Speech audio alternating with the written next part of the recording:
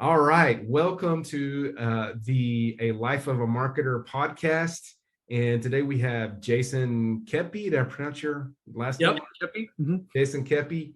got to hear it before you see it, or it's just not, you can't do it. Yeah. Exactly. Very complicated last name, but I'm really glad to have him on here. Jason's such a nice guy, and that I've met through the Ad Skills program. And so I'm gonna just get straight into it with the interview with him today. Jason, tell us about who you are and what you do, and tell us about your company. Yeah. So my name is Jason Koeppe. I run well, it's been a done for you lead gen agency for years, but now we've transitioned into kind of coaching, teaching, working ourselves out of a job, I guess. But anyway, company's name is Surepath Digital. Live in Cleveland, Ohio, right outside of Akron, Ohio. Got 3 kids, 22, 20, and 9. Wonderful wife for 25 years this October. So we're about a month away from that anniversary. And and so we just help.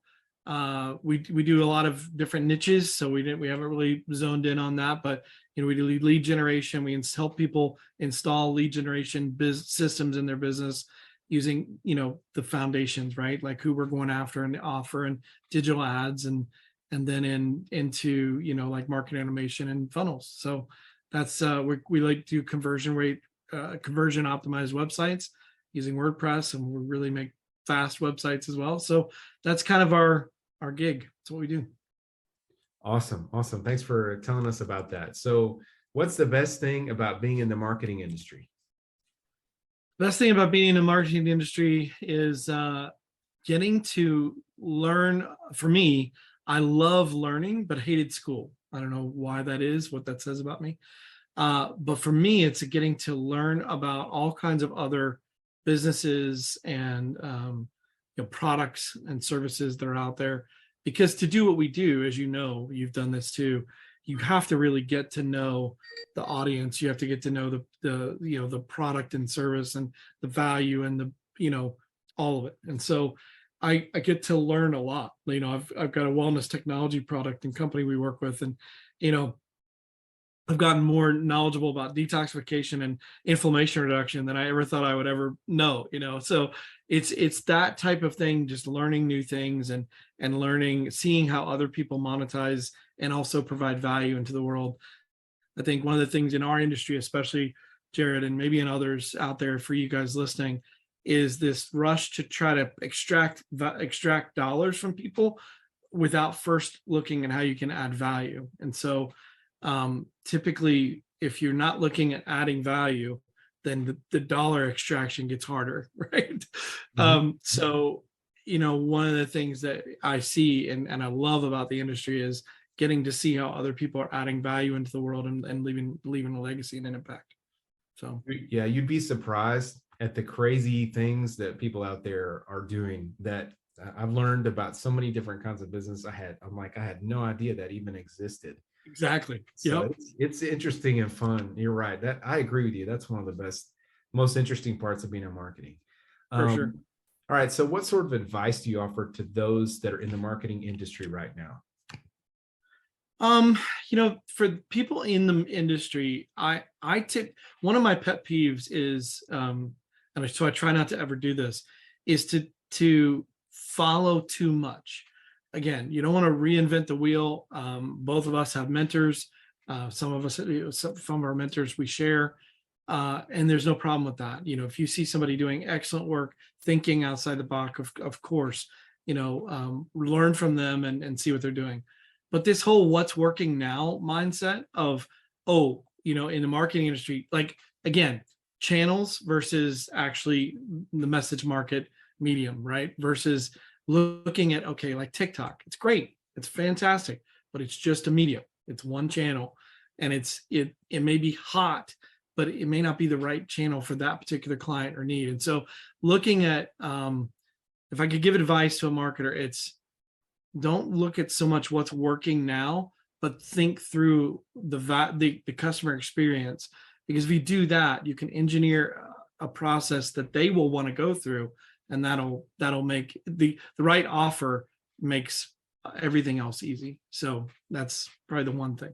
There's many Yeah, things, but that's something that I've found. You can't just copy. I have run the exact same campaigns, like just in different geographies, and one works in one geography and doesn't in the other. yeah. And Doesn't you find it in some cases you can buy leads great in Florida, but for me, I had a campaign I ran, but eventually got to $186,000 a week we were spending, and we were doing great in Florida and all across the country. And in Denver, Colorado, same campaign, could not buy a lead. Like, it was, for whatever reason, in Denver they didn't buy annuities. So it is what it is. You have to pivot and you have to learn, well, why is that? What's happening? Marketing should be fun. Like, I'll give you didn't ask for one piece, but here's a second piece of advice. Make it fun. If you look at Ogilvy and all the foundational marketing fathers, they had to do it the hard way with letters and campaigns that cost a lot of money, and they would test and measure. We don't have to. We can do it quickly and we can do it cheaply, and we should learn. It should be fun, right? So that's good advice. Sometimes it's not fun. So that's good. Yeah. Amen. All right. So what other successful people in marketing like yourself would you like to acknowledge that should be on this podcast? Well, I don't know who would be on the podcast right now, but I can't not mention like Dan Kennedy and some of the foundational people who did that thinking, right? Who's better at making an offer than Dan Kennedy, right? He could structure an offer like nobody's business. And then if you just haven't read, if you're in marketing, you haven't read some of the breakthrough advertising, if you haven't read some of the foundational books, it just because it's old, what did C.S. Lewis say? Chronological snobbery is not very good. So just because something's old and they didn't have Facebook back then doesn't mean it wasn't valuable, right? So that's for sure a starting point for anybody there.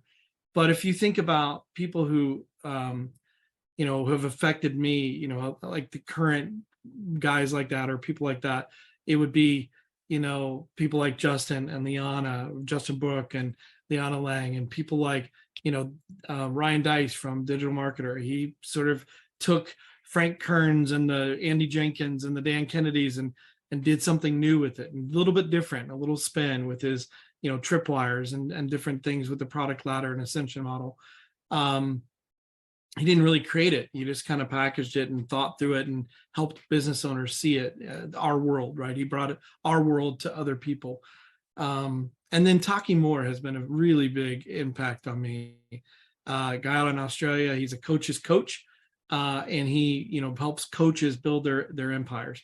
He's a fantastic, brilliant thinker, and just surrounding yourself with people like them.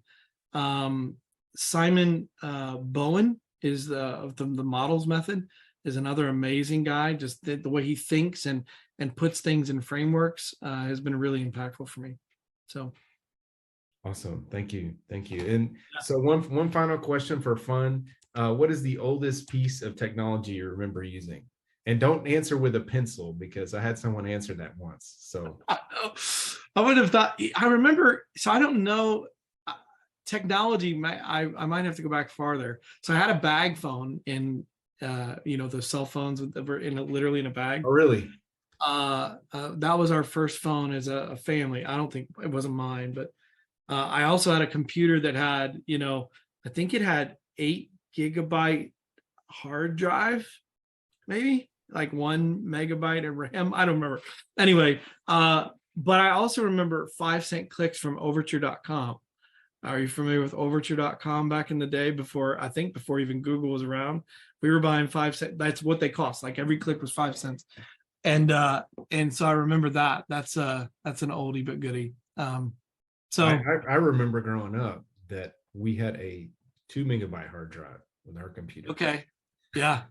Yeah. That may have been what it was. My mom worked in technology. She's one of the few people that would have a computer, and it was like 2 MB. And then I remember when the first, the concept of a gigabyte came into play. It was it's so much information.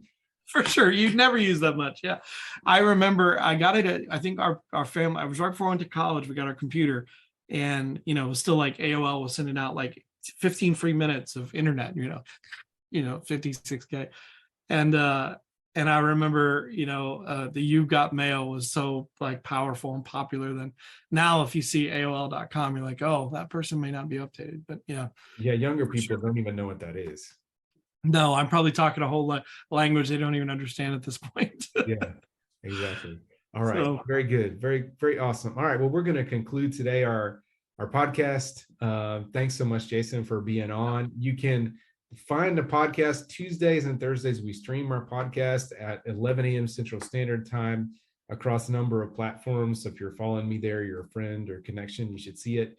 If not, we also put it on YouTube so that you can like and subscribe. And I actually, as soon as we get it processed, I put it up on YouTube. And so you can get it, watch it before other people. Once again, thank you, Jason, for being on. all right.